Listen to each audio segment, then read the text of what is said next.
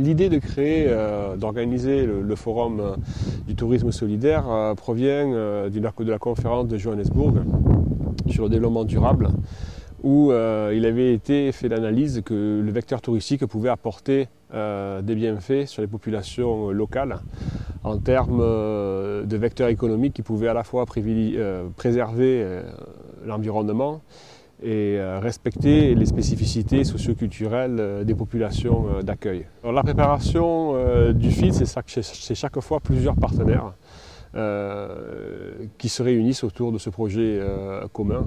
L'association Marco Polo par rapport à l'antériorité de ces forums-là, les gouvernements locaux, les pays d'accueil, mais principalement les structures relais dans les pays où les forums se déroulent. Et c'est ce partenariat-là, au sein d'un comité de pilotage, qui met en place ce forum, qui en décide quelles sont les priorités, les thématiques et les ateliers qui devront se dérouler. L'idée de la caravane, elle provient de deux choses. La première, c'est que quand l'on fait des grands forums internationaux, on invite des gens des quatre coins de la planète, automatiquement on augmente l'effet carbone puisqu'on va augmenter le trafic aérien, premièrement. La deuxième chose, c'est que quand on fait un forum, on se réunit dans des salles, on discute, mais on est souvent détaché du terrain.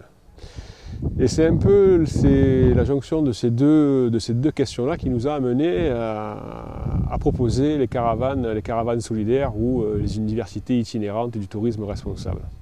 À la fois, on choisissait un transport plus lent, avec un impact moindre que celui de l'avion, même si on est obligé de prendre des véhicules motorisés, mais aussi c'était l'occasion de pouvoir cibler des projets très intéressants sur le parcours qui mène au lieu du grand forum. Je dirais que ça c'est très intéressant, et d'autant plus que ça va amener les gens sur le forum avec plein de questions, plein de demandes, plein de compléments d'informations, et c'est très enrichissant pour l'organisation des forums.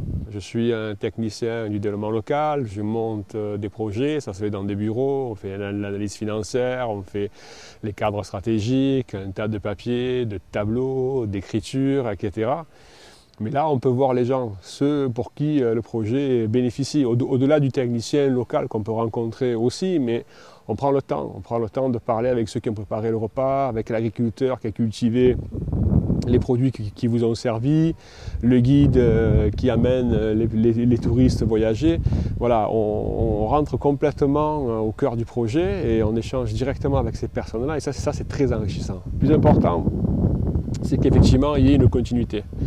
Que ce ne soit pas des propositions qui restent lettres mortes ou alors des belles propositions qu'on repart très content, mais que véritablement les choses puissent continuer dans la voie dans laquelle on voudrait qu'elle aille. Donc ça passe par les plans de recommandation qui sont faites selon les conclusions des ateliers, mais aussi les questions, les propositions de tout participant. On essaie de le valoriser, de le comptabiliser au maximum en ayant des retours des particuliers pour pouvoir mesurer l'impact qu'ont eu ces forums-là sur les différents territoires sur lesquels ont eu lieu les FIDS.